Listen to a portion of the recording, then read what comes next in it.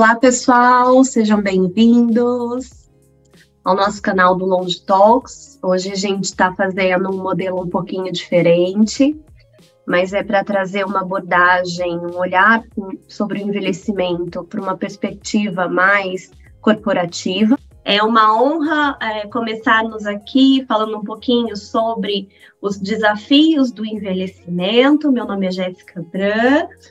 Eu sou Eliane Chrysler. E nós fundamos o Longe Talks já há um tempinho, né, Eli? Faz 2 anos. Então, a gente conta um pouquinho da nossa história lá no nosso canal. E nós estamos hoje, né, hoje não, mas nesse mês de junho, num junho que nós falamos de junho violeta, né? Como todo mundo aqui sabe, os meses deles são atribuídas várias cores aos meses. E o junho violeta, ele está muito relacionado com a conscientização sobre a violência contra o idoso. Então, por que falar de um junho violeta e falar dos desafios do envelhecimento, né? Então, o que nós pensamos em relação a isso? Então, quando a gente tem a violência contra o idoso, ela entra dentro de uma vertente ali e que engloba os desafios do processo de envelhecimento. E dentro da questão do processo de envelhecimento, tendo a violência, a gente tem vários tipos de violência, tá, contra o idoso, e uma delas especificamente tem muito a ver com o que a gente tem observado, principalmente no pós-pandemia, com muitas movimentações, muitos movimentos sociais relacionados à questão do etarismo. Por quê? Porque a violência psicológica, ela é um tipo de violência contra o idoso e ela acaba maltratando e ferindo os direitos, né, civis dessa população. Então, é por isso que é super importante a gente estar aqui hoje com vocês, falando um pouquinho sobre né, esse olhar, com essa perspectiva. E, então, o que é em si, per si, um processo de envelhecimento? Eu gosto de falar que é um processo inexorável, né, a vida humana. Então, o processo de envelhecimento, ele ocorre a todo momento e existe o que a gente chama de ciclo de vida, né? Então, a velhice, ela é um ciclo de vida e quando a gente fala da violência contra o idoso especificamente, nós limitamos por idade cronológica para facilitar a atribuição dos direitos dessa pessoa enquanto uma pessoa idosa com 60 anos ou mais. Então, ela entra aí, né, neste ciclo de vida. Bom, o que é o processo de envelhecimento? A gente já falou um pouquinho.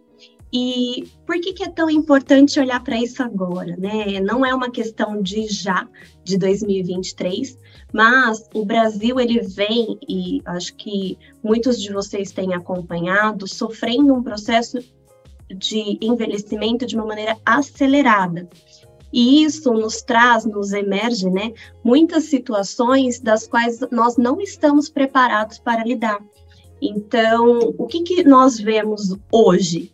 A tal da inversão da pirâmide etária. Então, o que é a pirâmide etária? Então, realmente é um triângulo no qual pensa-se que a base é constituída por crianças e à medida que a gente vai indo para o cume, né, para o pico do triângulo, a gente vai evoluindo na idade. Então, em 1950, 1940, nós tínhamos uma pirâmide perfeita, ou seja, a base mais larga, que indica uma sociedade construída com muitos jovens, né, muitas crianças e jovens, e um pico mais estreito que representa a população idosa. Hoje nós temos a inversão, não necessariamente invertemos totalmente, mas estamos caminhando para transferindo, né, a pirâmide etária de um triângulo para um retângulo, né, basicamente. E nós estamos estreitando as bases, ou seja, hoje, nos dias de hoje, né, se a gente pesquisar, existem sites que trazem isso, a gente percebe que eu, Jéssica, com 32 anos, Pessoas acima de 32 anos já correspondem, no Brasil, tá? A 54% da população, colocando a Jéssica como base, e a gente tem 46% da população representando pessoas abaixo de 32 anos. Ou seja, nós temos mais pessoas mais velhas no Brasil do que mais jovens. Isso hoje, e eu estou me considerando como uma pessoa economicamente ativa que está ali na faixa do pé que a gente tem em relação ao Brasil. A economia, ela gera tendências, e as tendências, elas geram movimentações sociais. Então, por que não começar pela economia, gerando tendências de vamos olhar para essa pessoa e eliminar, né, tentar diminuir, eliminar, acho que é uma utopia, mas minimizar os danos relacionados à própria violência, que a gente considera como uma violência psicológica, que enquadra-se aí o próprio etarismo, né, Eli? E quando a gente fala um pouquinho de etarismo, eu acho que a gente estava comentando, né, antes um pouquinho, a gente também tem que falar do próprio autoetarismo. Eu me vejo na condição de, muitas vezes, eu sou velha. E engraçado que eu pensei sobre isso hoje, né, que a gente fica refletindo, quando eu tinha 30 anos, foi um marco fazer 30 anos, né, 32 anos atrás, eu pensei, nossa, estou ficando velha. Então, naquela época, eu já imaginava os 30 anos, eu já estava ficando velha. Aí hoje eu me pego, né, trazendo isso para os dias atuais, então eu estou cada vez mais introspectando, né, em mim, que cada vez eu estou mais velha, incapacitada, e aí eu gero isso de dentro para fora, e culturalmente a gente sabe, historicamente, que isso também vem sendo traduzido, né, nessa fala, tanto na sociedade, quanto no próprio mercado de trabalho. E aí é onde a gente vê essa, vamos dizer assim, que eu posso fixar, é lógico, tem etarismo em todos os segmentos, mas aonde eu posso fixar mais, né, falando do mercado de trabalho aqui, porque no mercado de trabalho, esse tipo é uma violência, como a gente estava falando aqui, né? E a gente une isso ao mês também falando, e a gente pensa o quê? Que muitas vezes esse etarismo na empresa, ele vem de forma camuflada, muitas vezes velada. A gente sabe que a gente está fazendo um movimento muito grande, né? Tanto no LinkedIn, quanto em vários outros, né, segmentos da sociedade que a gente participa, em próprias políticas públicas que, quando a gente vê, ela está caminhando, né, a gente faz pelo Longe Talk algumas entrevistas com pessoas de fora, e a gente vê o quanto o Brasil tem caminhado, apesar de ter entrado nesse processo mais tarde do que alguns outros países, muitos outros países. Então, a gente percebe que hoje trazer isso para uma discussão, né, vamos dizer assim, não diria só preconceito, né? A gente trazer a diversidade etária para falar sobre ela nas empresas requer um cuidado também muito grande, porque muitas vezes a gente fala em diversidade etária, a gente está falando, né? Não, vamos lá pela ODS que está lá, pela sustentabilidade, vamos promover a diversidade na empresa. E aí, simplesmente, eu contrato pessoas acima de 50 anos, mas eu não cuido nem de um lado nem do outro. Que é muito importante eu ter um olhar para quê?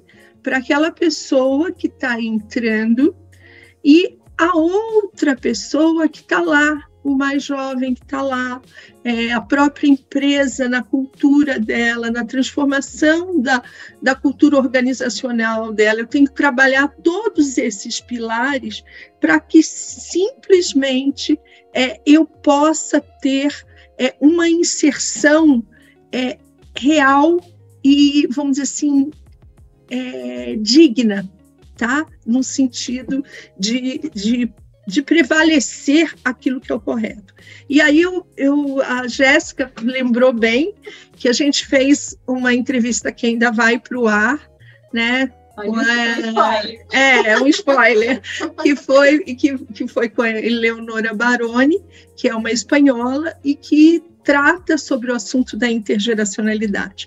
E ela trouxe uma visão que mexeu comigo e com a Jéssica sobre assim, um novo olhar sobre as questões da intergeracionalidade. E aí eu levo para as pessoas daqui que estão assistindo, que são de RH e que são de empresas, ou mesmo na própria sociedade, para refletirem sobre isso. Que não basta a gente criar equipes com um único viés e com um único objetivo de juntar pessoas de várias gerações. A gente tem que também ter um viés para aquele resultado, para aquele projeto, trazer competências. E aí, quando a gente traz competências e pontos fortes, muitas vezes a gente, com certeza, vai unir competências da minha geração, a experiência, a resiliência, que a gente já conhece, mas focado nas competências. Então, é um novo olhar, não de eu formar equipes só pelo viés o viés de unir gerações, né, intergeracionalidade. Eu achei esse ponto muito interessante. E aí a Jéssica trouxe, que eu queria que ela falasse agora, um pouquinho da nossa vivência com relação a isso que a gente pode refletir, né? Aí surge a necessidade, né? Fala, e agora tem muito mais pessoas mais velhas do que mais jovens, como é que a gente vai fazer? Junta tudo e que vai dar certo. E não necessariamente é assim. Então, de fato, a união por competências, ela não se baseia num fio norteador, né? Que a gente estava até conversando sobre isso, como uma variável primordial, sendo a variável cronológica, por exemplo. Então, a gente não usa a idade como motriz, a gente usa a competência como motriz, e aí a intergeracionalidade se evidencia. E foi isso que aconteceu no Longe Talks. Então, e até nessa conversa, vou dar mais só um pouquinho de spoiler, a gente até falou, né? Então, às vezes, uma pessoa mais jovem, por exemplo, ela é doutora em algum determinado assunto e ela pode ser mais jovem que eu. Ela é mais madura do que eu em termos daquele assunto. Então, não necessariamente ela precisa ser mais velha para ser mais madura, né? Claro que a gente associa muito a questão da maturidade com a idade cronológica, mas quando a gente está falando de trabalho, quando a gente está falando de capital intelectual, a gente tem que considerar essas outras possibilidades. E aí isso reflete muito, e não é de uma maneira intencional, mas realmente que aconteceu, do como se construiu o próprio Longe Talks. Então, vamos considerar que o Longe Talks é um projeto dentro de uma empresa. Então, é um projeto como qualquer outro que precisa existir dentro daquela empresa para solucionar e resolver, né, problemas e trazer soluções para a sociedade de alguma maneira. Então, o Longe Talks, se considerá-lo como um projeto, o que a gente uniu? Qual que era o objetivo? Então, o objetivo é falar sobre longevidade. Então, construiu-se um projeto com o objetivo de falar sobre longevidade diante da perspectiva e do panorama atual que a gente vive aqui no Brasil. E fora também, porque é um fenômeno mundial. É que aqui no Brasil foi mais rápido. Então, a gente está um pouquinho mais despreparado, mas também estamos correndo atrás do prejuízo. Ainda é sutil, mas já existem muitos movimentos benéficos nesse sentido, né? Então, temos o projeto Longe Talks, temos o objetivo do projeto, que é falar sobre longevidade, e aí isso atraiu pessoas. Então, como é que se construiu? São pessoas que têm objetivos comuns, têm competências diferentes, mas que unidas elas conseguem resolver um objetivo, elas conseguem caminhar para um objetivo comum. E isso foi o que aconteceu. Então, eu, enquanto gerontóloga, tendo, né, uma expertise na área do processo de envelhecimento em si, na gestão desse processo, no conhecimento mais técnico e teórico relacionado a isso, me juntei com a Eli, que tem toda a vivência, a experiência, mas não só isso, ela tem toda uma formação para gestão de carreira. Então, ela tem toda uma vivência e experiência na área, sim, porque trabalhou muitos anos com isso, muitos anos, e ela, além disso, ela já tem todo um estudo que é mais focado que o meu, que a gerontologia ela é muito ampla, então ela já traz um estudo muito mais focado e direcionado para essa recolocação, para essa transição. E aí, o projeto ele começa, né, a ganhar a cabeça, a ganhar um corpinho, mas ele precisa andar. E como é que ele anda? E aí a gente, pensando na forma de divulgação, né, a gente optou pelo YouTube. Então, a gente precisava de alguém que tivesse esse manejo. E como é que a gente vai fazer? Vai fazer por vídeo? Então, a gente precisa de alguém que nos ajude. E aí, nesse sentido, tem a Ju, que é a nossa perna, né, que faz a gente caminhar para frente no sentido de conseguir colocar em prática o que a nossa teoria, o nosso pensamento em relação a como a gente queria construir esse projeto que é o Longe Talks. Então, nessa ideia, a gente conseguiu colocar tudo e, incrivelmente, somos 3 gerações diferentes trabalhando no mesmo projeto. E um dos objetivos, né, que eu friso aí, um dos objetivos era justamente ter um olhar da longevidade para todos. E aí, quando eu estava falando, né, de etarismo, eu queria ressaltar aqui rapidamente, né, que quando a gente fala em autoetarismo, ou se assim pode ser dito ou não, quando a gente tem isso, a gente tem muitas crenças, né, limitantes, né, e uma delas, eu estava hoje pensando também, né, porque quando a gente vai fazer qualquer tipo de fala, a gente tem que rever conceitos, né, preparar o próprio lifelong learning que a gente atualiza todos os dias. E eu estava pensando, nossa, a gente às vezes tem uma crença limitante que só os nativos digitais, né, que nasceram, a minha filha de 24 anos é uma nativa digital, ela é sim uma nativa digital, mas eu, enquanto 62 anos, eu sou uma pessoa que passou por todo o processo de digitalização. Ela já chegou com aquilo pronto, né? Mas quem contribuiu para que houvesse esse movimento, né? Para que tivesse aqui, foi a minha geração, né? Não estou dando isso como um protagonismo, eu estou dando isso como uma referência para que eu diga assim, eu sou digitalizada, né? Eu passo pelo processo de digitalização, sim. Eu não posso me excluir disso, porque eu acompanhei, né? Eu acompanhei de uma certa maneira, eu ajudei a construir esse processo, né? E depende agora de mim, eu não preciso ser nativa digital, eu só preciso acompanhar, continuar acompanhando o processo que eu vivi esse tempo todo.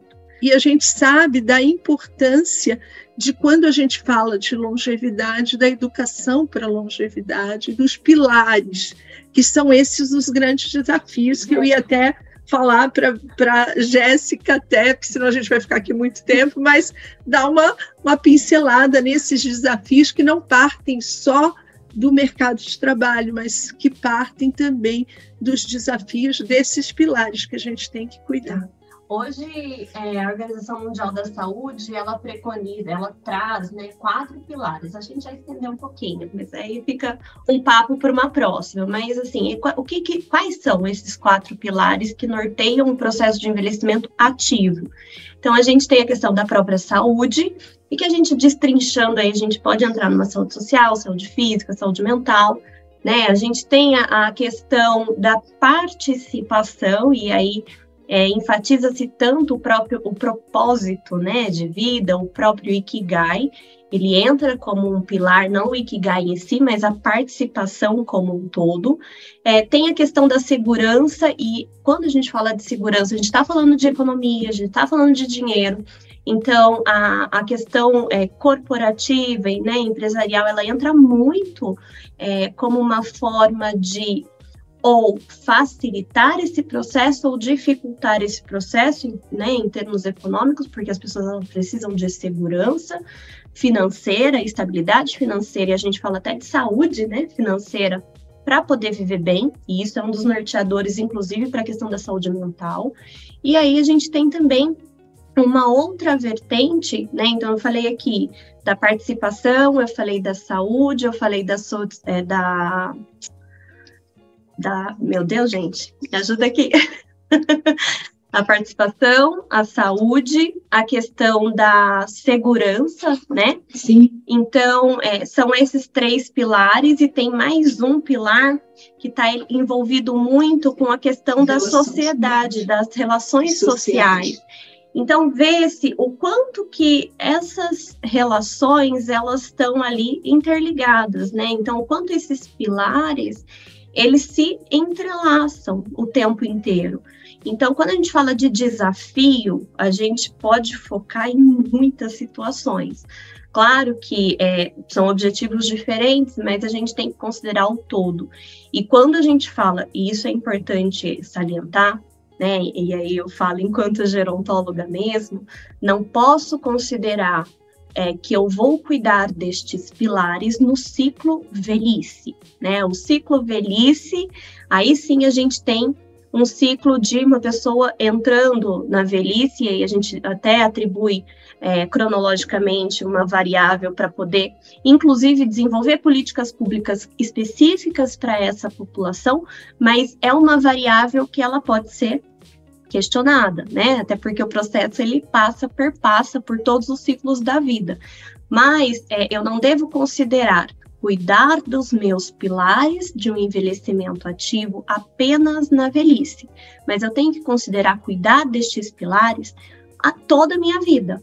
E esse é o objetivo do Longe Talks em si, né? Então, trazer esse olhar e agitar essa questão, esses questionamentos, e se posicionar de uma forma para que as pessoas elas passem a olhar para o processo de envelhecimento num todo, e não apenas num ciclo da vida específico. Claro que, se a gente falar de junho violeta, a gente está falando de velhice, a gente está falando de um ciclo específico. Mas, se a gente falar de processo e desafio de envelhecimento, a gente não está falando apenas de um ciclo específico, mas a gente está pensando no todo, né? Porque a sociedade, ela é um todo, o mundo é um só. Então, as coisas, elas se entrelaçam, as situações se entrelaçam, né? A gente está pensando na própria longevidade, né? Que o quanto antes, né? Aí já dizia o doutor Kalash, o quanto antes a gente pensar nisso, melhor. Mas essa cultura, a gente precisa levar para a sociedade e precisa levar para as empresas. Hoje a gente está ampliando muito, trazendo para dentro do patamar do desafio do envelhecimento, que ele trazendo essa temática, que é uma temática também que é muito importante, né? Que dentro desse desafio, que já tem muito, né? Tem muitas coisas que a gente tem, que a gente viu aqui que tem que passar, mercado de trabalho, muitas outras coisas, né? Que a gente tem que ver, dos pilares, a gente ainda tem um desafio que é diminuir ou acabar, eu diria, acabar com a violência da pessoa idosa sobre essas várias situações, né? As várias violências que a Jéssica colocou no início. Boa noite, um beijo e até mais. Tchau, tchau. Tchau.